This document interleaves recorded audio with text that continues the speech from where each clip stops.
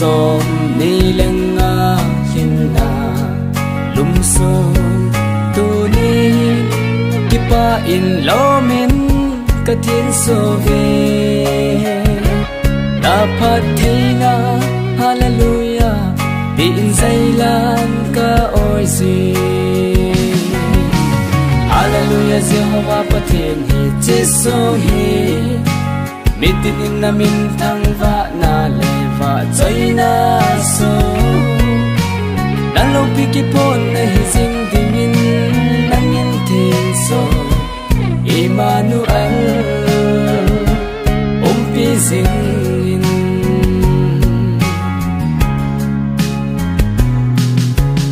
o akai hi che so hi tu nya pa Bethel la Jacob song phu bang chung phat the ko na le cham na so hi sing hen ai kam lai se zo se lang umi nay cheng zong nang na hallelujah Jehovah pathen hi jesu hi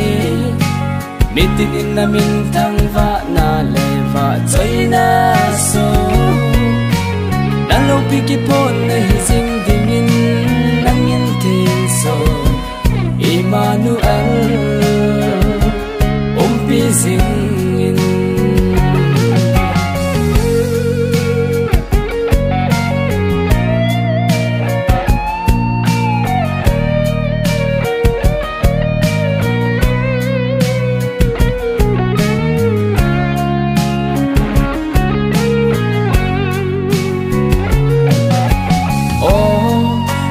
cái hi chỉ rằng lung số hi tu ni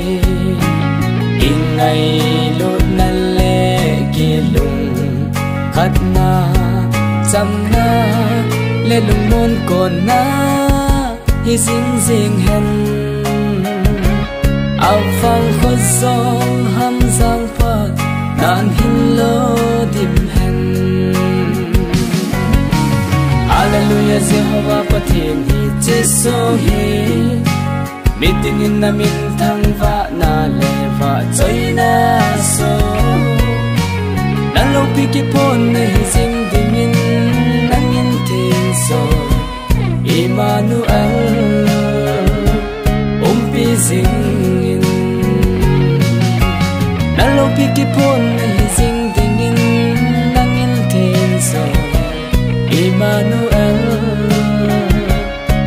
pi sing